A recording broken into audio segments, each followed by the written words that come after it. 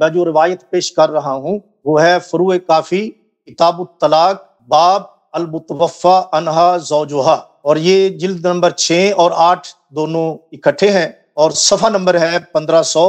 امام الائمہ سید الائمہ امام جعفر صادق رضی اللہ تعالی عنہ سے ایسی عورت کی عدت کے متعلق پوچھا گیا جس کا خاوند فوت ہو جائے، اس کی عدت کیسی ہونی چاہیے، وہ کہاں عدت گزارے؟ حضرت امام جعفر صادق رضی اللہ تعالی عنہ نے ارشاد فرمایا، انا علیا صلاۃ اللہ علیہ لما مات عمر اتا الی ام کلثوم فاخذ بیدہا فانطلق بها الی بیتہ۔ تو حضرت سیدنا امام جعفر صادق رضی اللہ تعالی عنہ نے، آپ فرماتے ہیں کہ پوچھنے والے کو آپ نے یہ بات ارشاد فرمائی کہ سیدنا مولا علی شیر خدا رضی اللہ تعالی عنہ کا فعل مبارک انہوں نے بیان فرمایا کہ جب حضرت عمر رضی اللہ تعالی عنہ کا وصال ہو گیا تو حضرت مولا علی شیر خدا رضی اللہ تعالی عنہ اپنی بیٹی حضرت ام کلثوم رضی اللہ تعالی عنہ ان کو لے کر اپنے گھر میں تشریف لے آئے۔ تو آپ نے فرمایا کہ وہ جہاں چاہے عدت گزار سکتی ہے، کیونکہ مولا علی شیر خدا اپنی صاحبزادی کو اپنے گھر میں لے آئے تھے۔ بسم اللہ الرحمن الرحیم۔ محترم ناظرین، تشریف آوری کا شکریہ۔ جب احادیث میں اختلاف ہو تو مرجحات کو دیکھا جاتا ہے۔ یہ قاعدہ ضرور علامہ مصطفیٰ نوری صاحب کو پتہ ہوگا کہ جب احادیث میں اختلاف ہو تو وہ حدیث جو صحیح ہو ہی نہیں سکتی، ٹھیک ہے نا، اس حدیث کو طرح کیا جائے گا اور دوسرا حدیث جو مرجحات جس کی تائید کرتے ہیں اس کو لیں گے۔ اور اگر دو احادیث میں ایسا جمع ممکن ہو کہ کسی کی طرح کسی کو چھوڑنا نہ پڑے تو وہ زیادہ بہتر ہے، ٹھیک ہے نا۔ تو انہوں نے حضرت امام جعفر صادق علیہ السلام کے ایک حدیث کو تو نقل کیا، دوسری حدیث کو نقل نہیں کیا جو کتاب الخرائج و جرائح میں ہے۔ یہاں پر اس کتاب میں میرے محترم ناظرین عمر ابن عزینہ رضی اللہ عنہ جو ایک بہت بڑے شیعہ قوم کے جماعت کے اپنے امام جعفر صادق علیہ السلام میں بصرہ میں شیعہ قوم کے سردار اور بڑے عالم تھے، ان سے روایت ہے کہ امام جعفر صادق علیہ السلام نے واضح الفاظ میں کہہ دی کہ یہاں وہ جو جس بچی سے عمر صاحب کی نکاح ہوئی تھی وہ ایک یہودی جنیہ تھی۔ انہوں نے مزید احادیث انہوں نے چھپا دیا کتاب کافی سے کہ خلیفہ نے امام امیر المؤمنین علیہ السلام کو دھمکی دیا، بنی ہاشم کو دھمکی دیا کہ میں آپ سب کو تباہ کر دوں گا، فوج لے کے آؤں گا اور بنی ہاشم کے سب باغات کو تباہ کر دوں گا، امیر المؤمنین علیہ السلام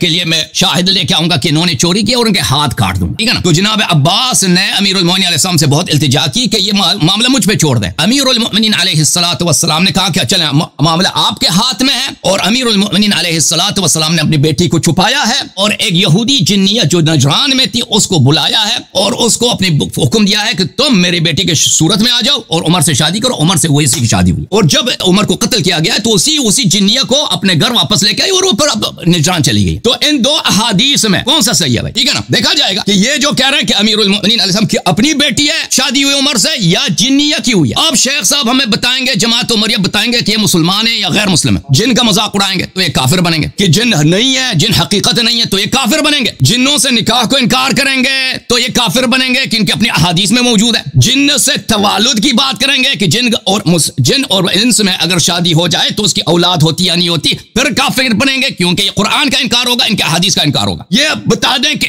اس میں حرج کیا ہے کہ امیر المؤمنین علیہ السلام نے جنیہ سے شادی کرائی ہوگی اور یہ حدیث 100% صحیح ہے۔ اس کی وجہ کیا ہے؟ میں شیخ صاحب سے یہ سوال کرنا چاہ رہا تھا، انہوں نے مجھے سوال نہیں کرنے دیا کہ کیا یہ سمجھتے ہیں کہ پنجتن پاک رسول اللہ صلی اللہ علیہ وآلہ وسلم علی ابن ابی طالب سلام اللہ علیہ، یہ لوگ شریعت اسلام کے پابند تھے یا پابند نہیں تھے؟ شیخ صاحب یہ لوگ کیا شریعت اسلام کے پابند تھے یا پابند نہیں تھے؟ اگر یہ کہیں گے کہ یہ لوگ امیر المؤمنین علیہ السلام پنجتن پاک شریعت اسلام کے پابند نہیں ہے تو ان کا کفر ثابت، ٹھیک ہے نا؟ ان کا اعتراف کرنے پڑے گا کہ ان کی شریعت کے پابند تھے۔ تو اگر شیخ صاحب یہ سن لو، اگر امیر المؤمنین علیہ السلام شریعت اسلام کے پابند تھے تو شادی جنیہ سے ہوئی ہے، شادی چڑیل سے ہوئی ہے، ان کی بیٹی سے نہیں ہوئی ہے۔ دلائل بے پناہ ہیں، دلائل ایک ایک پڑھیں گے، قرائن ایک ایک پڑھیں گے، آپ سن لیں اچھی طرح سے، ملاحظہ کریں میرے محترم ناظرین۔ جو بھی شخص اپنی بیٹی کی شادی کرنا چاہتا ہے اس کو ایک بہترین فرد سے شادی کرنا چاہتا ہے۔ انہوں نے کہا، ان کے جملے یاد رکھیں، انہوں نے کہا کہ اللہ تعالیٰ نے فلان عمر بن الخطاب کو فضائل، مقامات، درجات، مراتب عطا کیے ہیں فلان۔ اب ان مقامات، درجات، مراتب کا آپ کو اندازہ ہو جائے گا، ٹھیک ہے نا؟ ملاحظہ کریں کہ کیا ایسے شخص کو میں جب اس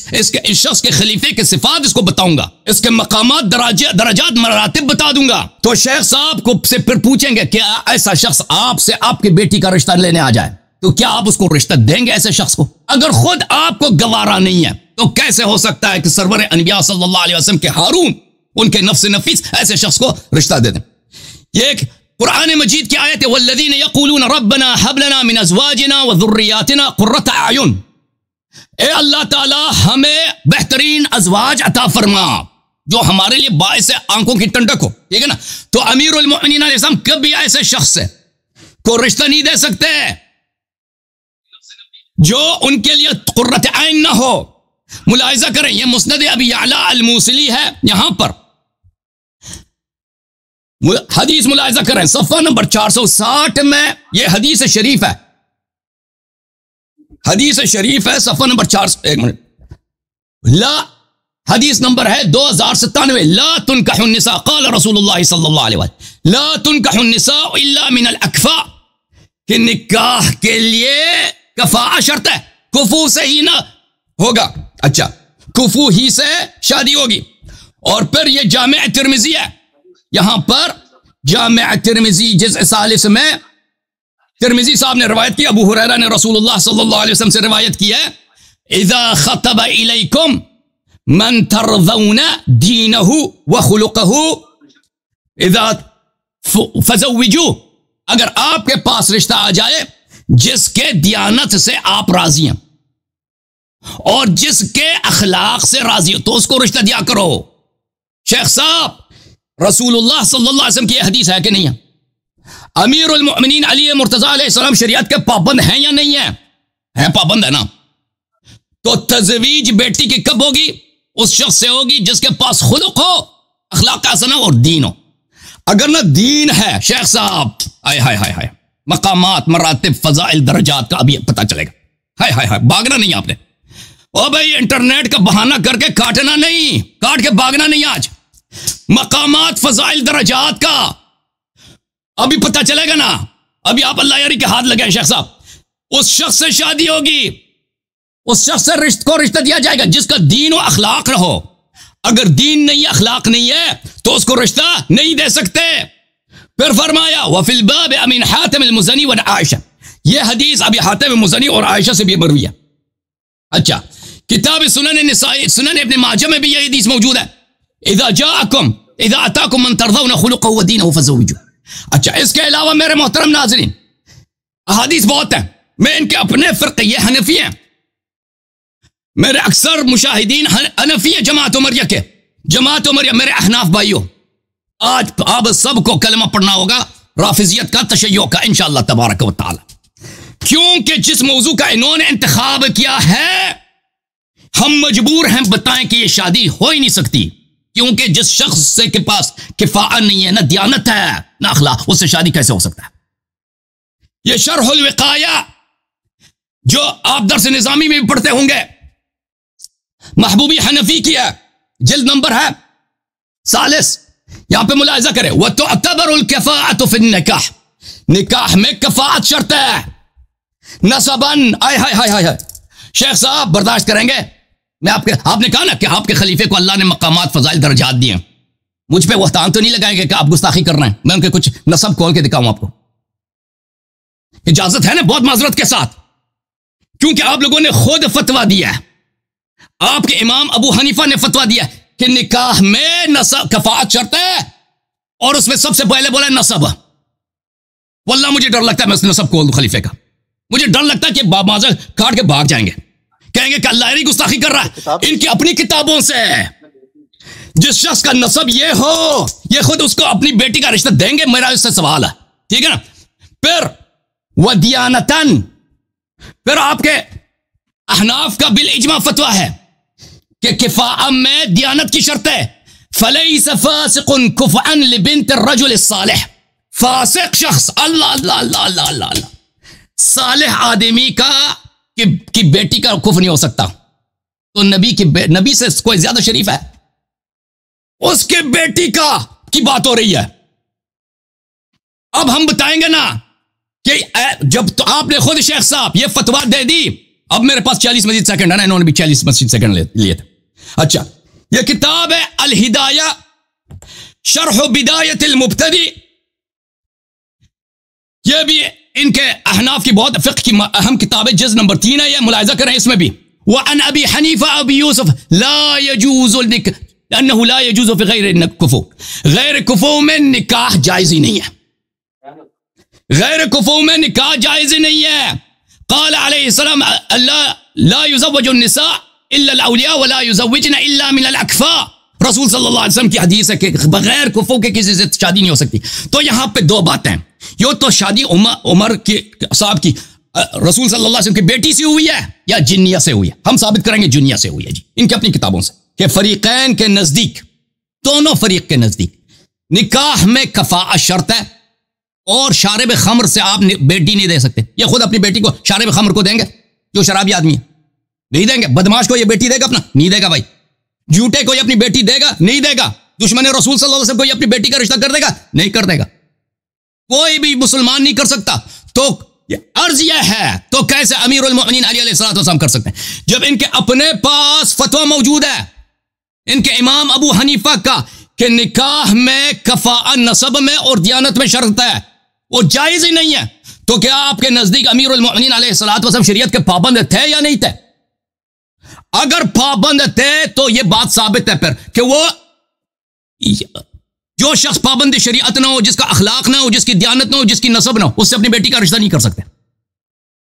تو پھر نتیجہ کیا ہوا؟ نتیجہ ہوا جب ان پہ اضطرار آیا، جب ان پہ تقیہ کی حالت آئی ہے، جیسے مجلس صاحب نے فرمایا، بالکل صحیح فرمایا، تو اس وقت انہوں نے اپنی بیٹی سے شادی نہیں کرائی، جنیہ سے شادی کرائی ہے. ٹھیک ہے نا؟ علماء کے اقوال میں نے آپ نے شروع سے کہہ دیا ہے کہ وہ حجت نہیں ہوتے. مجلسی صاحب نے تو یہ نہیں بولا کہ جنیہ کی کہانی غلط ہے. ہم دونوں حدیث کو صحیح مانتے ہیں. آپ جو کہتے ہیں نا، جو حدیث پڑھتے ہیں کہ امیر المؤمنین علیہ الصلوۃ والسلام ام کلثوم کو لے کے آئے، وہ بحسب ظاہر ہے، بحسب ظاہر جنیہ ہے، ام کلثوم نہیں ہے. بحسب ظاہر جنیہ ام کلثوم کی شکل میں آئی ہے، اس کو لے کے آئے، یہ واضح ہے. اچھا، اب بات کہ امیر المؤمنین، اصل بات یہ ہے کہ امیر المؤمنین علیہ الصلوۃ والسلام نے اپنی بیٹی کی شادی کر ہی نہیں، یہ حرام تھا ان کے لیے اپنی بیٹی کی شادی عمر سے کرا دے. دلائل کیا ہے؟ دلائل میں نے ان کے رسول پاک صلی اللہ علیہ وسلم کی سنت دکھائی ہے. شیخ صاحب اپنا نام آپ چینج کریں، اہل سنت نہ رکھیں. اگر سنی ہے تو یہ سنت رسول صلی اللہ علیہ وسلم میں نے دکھایا نا کہ اذا جاءکم من ترضون خلقه ودینه فزوجوه. اخلاق ہے تو شادی کرا دو، اخلاق نہیں ہے تو شادی نہ کرو. دین ہے تو شادی کرا، دین نہیں ہے تو شادی نہ کرا دو.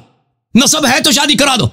ٹھیک ہے، یہ سنت اگر مانتے ہیں تو یہ شادی نہیں تھی. دلیل دیکھو، یہ کتاب ہے تمہارا المصنف، یہ ہماری کتاب ہے، تمہاری کتاب ہے. شیخ صاحب آج آپ آئے تھے نا ابو بکر کے عمر صاحب کے لیے فضائل ثابت کرنے کے لیے، جزء خامس، یہاں پہ شور شرابہ کر کے بھاگ گئے نا تو آپ ہار گئے، کیونکہ اس کا جواب نہیں دے سکتے.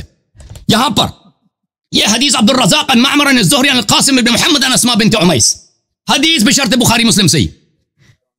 ابو بکر صاحب نے عمر صاحب کو جب خلیفہ بنانا چاہا تو لوگوں نے کیا کہا؟ استخلفت عمر وقد كان اتن علينا ولا سلطان له فلو قد ملكنا لكان اعطى علينا واعطى. تو لوگوں نے خود کہا، مہاجرین نے کہا کہ بھائی آپ نے ابو بکر عمر کو ہم پہ خلیفہ بنایا. یہ جب تک خلیفہ نہیں تھا تو بڑا بد اخلاق تھا، جب اس کو خلافت ملے گی تو اس کو یہ زیادہ بد اخلاق ہوگا. ٹھیک ہے نا؟ اور بھائی آپ کی اپنی کتاب ہے کہ نہیں ہے؟ یہ کتاب ہے کتاب المصنف فی الاحادیث والآثار. یہ حدیث ہے کہ ابو بکر صاحب نے جب عمر کو خلیفہ بنانا چاہا تو لوگوں نے فقال الناس، مہاجرین انصار نے عرض کیا، تستخلف علینا فظا غلیظا ولقد ولینا لکان افظ واغلظ. یہ تو فظ غلیظ ہے، فظ غلیظ اخلاق ہو سکتا ہے. فبما رحمت من اللہ لنت لهم ولو كنت فظا غلیظا لانفض من حولك. اچھا ملاحظہ کریں میرے محترم، تو ثابت ہو گیا ان کی اپنی صحیح حدیث سے کہ شخص کا اخلاق نہیں تھا تو شادی کیسے ہو سکتی ہے اس سے. اخلاق، اب اس اخلاق کے نمونے دیکھیں. یہ وہ شخص تھا جو جنگوں میں کفار سے بھاگتا تھا، مدینے کی گلیوں میں عورتوں کو مارتا تھا. یہ ملاحظہ کریں اس کی اخلاق. آپ موضوع پہ رہیں سر، موضوع یہی ہے، موضوع یہ ہے. دیکھیں آپ بھی مناظرہ، موضوع یہ ہے. اب ٹائم روک دیں. رسول صلی اللہ علیہ وسلم نے فرمایا کہ جس کی اخلاق نہیں ہے اسے شادی نہ کرے، اپنی بیٹی کا رشتہ نہ دونا. علی علیہ السلام شریعت کے پابند ہے کہ نہیں ہے؟ شریعت کے پابند ہے نا، تو رشتہ نہیں دیا نا تو جنیہ سے شادی کرائیے. یہ موضوع ہے طبقات الکبریٰ لابن سعد جلد نمبر 8. اور میں آپ کی طرف دیکھ رہا ہوں کہ آپ اسے موضوع کا پابند جاریہ، خاموش، یہ بھاگنا چاہ رہا ہے. جاریتن، یہ مکے میں مسلمات اولات میں سے خاتون تھی، بنت عمرو بن معمل، اسلمت بمکہ قدیما، عمر صاحب سے پہلے یہ مسلمان ہوئے تھے. وَكَانَتْ مِمَّنْ يُعَذَّبْ فِي اللَّهِ، یہ وہ مسلمہ ہیں جو اللہ کے راستے میں ان کو عذاب کیا گیا ہے. وكان عمر بن الخطاب قبل أن يسلم هو الذي يعذبها ليردها عن الإسلام فيعذبها. اس خاتون کو جو کسی کی کنیز تھی عمر سارا دن اس کو مارتے تھے تاکہ اس کو دوبارہ کافر بنا دے.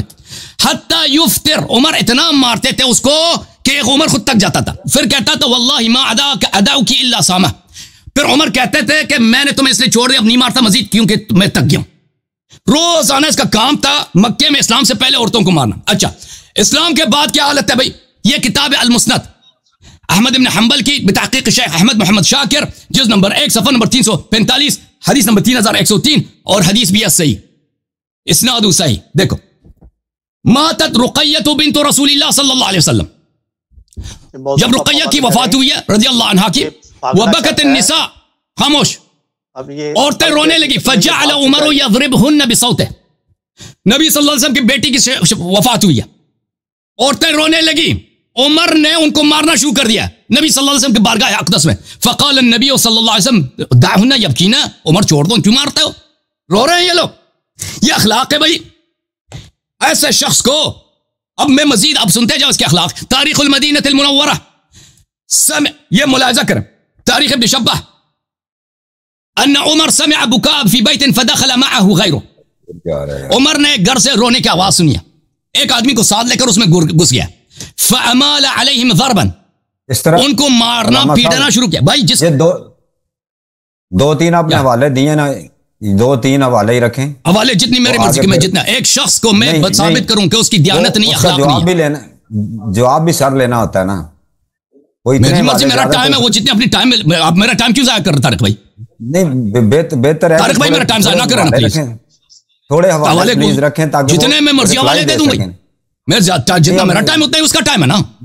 میں عرض کیا تھا کہ یہ کوئی شرط تھا پہلے شروع سے کہ میں حوالے کم دے سکتا ہوں، زیادہ نہیں دے سکتا بھائی، تاکہ ان کی سند کا متن کا ان کی ایک کبھی جواب نہیں دے سکے گا، ایک کبھی جواب نہیں دے سکے گا. فعمال علیہم ضربا حتى بلغ النعي فضربها حتى سقط حمارا. وہاں پہ ایک عورت رو رہی تھی، سب کو مارنا شروع کیا. ایک عورت کو اتنا مارا ہے کہ اس کی بیچاری کے حجاب نیچے گر گئی، چادر نیچے گر گئی. وہ آدمی جو عمر کے ساتھ تھا جب اس نے دیکھا اس کے حجاب خراب ہو گئی ہے تو وہ پیچھے ہٹ گیا. فقال عمر اضرب فانها نائحة ولا حرمة لها. کہتا ہے یہ کیوں رو رہی ہے، اس کو مارو، اس کی کوئی حرمت ہی نہیں، مارتے جاؤ کیونکہ یہ کیوں میت پہ رو رہی ہے. کتاب المصنف فی الاحادیث والآثار عبد الرزاق کی جلد نمبر 2. ملاحظہ کریں یہاں پر کہ ایک دفعہ یہ ام میمونہ رضی اللہ عنہا کے گھر میں گھس گیا ہے عمر لوگوں کو مارنے کے لیے. ام میمونہ زوجہ رسول صلی اللہ علیہ وسلم اپنی خلافت کے دوران، پیغمبر کے وفات کے بعد. لما مات خالد بن ولید، جب خالد بن ولید کی وفات ہوئی ہے، اجتمع فی بیت میمونہ نساء یبکین. ام المؤمنین میمونہ رضی اللہ عنہا کے گھر میں عورتوں کا اجتماع ہوا جہاں پہ وہ رو رہی تھی کہ خالد مر گیا. فجاء عمر ومعه ابن عباس ومعه درہ. عمر اپنے کوڑے کے ساتھ عبداللہ ابن عباس کو لے کے آیا، کہتا ہے ادخل علی ام المؤمنین فامرها فلتحتجب. جاؤ اندر ام المؤمنین کو بولو کہ حجاب کر لے. اخرجهن علی، عورتوں کے ادھر باہر نکالو. فجعل يخرجهن علیہ وهو يضربهن بالدرہ. یہ ایک ایک عورت کو باہر نکالا جا رہا تھا اور یہ ایک ایک کو مارتا جا رہا تھا. فسقط خمار امرأة منهن، بیت رسول صلی اللہ علیہ وسلم کے دروازے سے نکال رہے ہیں، اس کے زوجہ کے گھر سے، اس کا بیت رسول حجرہ نبی صلی اللہ علیہ وسلم. لوگوں نے کہا خمار ہوا، لوگوں نے کہا کہ اس کا چادر گر گیا، اس کو نہ مارو. قالت دعوها ولا حرمت لها، کہا کہ چھوڑ دو، اس کی کوئی حرمت نہیں ہے. یہ کیوں رو رہی ہے، خالد پہ کیوں رو رہی ہے. كان معمر يعجب من قولها لا حرمت لها. معمر ابن راشد ازدی جو بہت بڑا محدث ہے، یہ کہتا ہے عمر کی بات سے اس کو بہت تجربہ کہ عمر کیسے جرأت ہوئی عمر کو کہ کہتا ہے کہ اس کو مارو، اس کی کوئی حرمت نہیں ہے. اب دیکھو یہی شخص جو مدینہ کے گلیوں میں عورتوں کو مارتا تھا، وَاسْتُسْعِدُونَ وَلَا تَلْوُونَ عَلَىٰ أَحَدٍ وَالرَّسُولُ يَدْعُوكُمْ فِي أُخْرَاكُمْ. ایسے شخص کو کیا کوئی رشتہ دے سکتا؟ جب تم بھاگ رہے تھے، قرآن کی آیت سورۃ آل عمران میں رسول صلی اللہ علیہ وسلم کی دندان مبارک شہید ہو گیا، اس کا چچا اب حمزہ شہید ہو گئے، یہ بھاگ رہے تھے تم، اور رسول یدعوکم فی اخراکم، رسول صلی اللہ علیہ وسلم آپ کو پیچھے سے پکار رہے تھے.